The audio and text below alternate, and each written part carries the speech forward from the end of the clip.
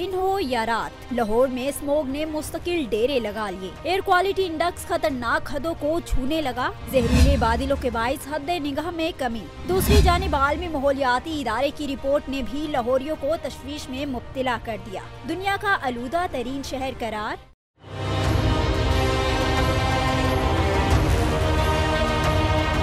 Traffic police, महकमा माहौलियात और transport authority ने धुआं छोड़ने वाली गाड़ियों के खिलाफ ऑपरेशन के लिए मुश्तरका टीमें तो ऐन वक्त पर तश्कील दे दी, मगर साल भर लापरवाही के बाद अब इनका कुछ फायदा नजर नहीं आता। दूसरी जानिब अस्पतालों और क्लिनिक्स में भी हर वक्त मरीजों का हजूम दिखाई देता है।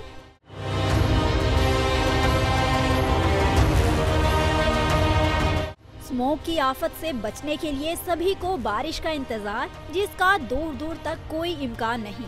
स्मोक की वजह से गले, सांस और आंख की बीमारियों में इजाफा होने लगा। माहिरीन सेहत ने शहरियों को मोहतात रहने की ताकीद की है। मास्क और चश्मे पहनने की हिदायत। डॉक्टरों के मुताबिक स्मोक से लाहक होने वाली बीमारियों से बचाव का वाहिद हल ये है, घरों से गैर जरूरी तौर पर ना निकला जाए और ना ही सफर किया जाए।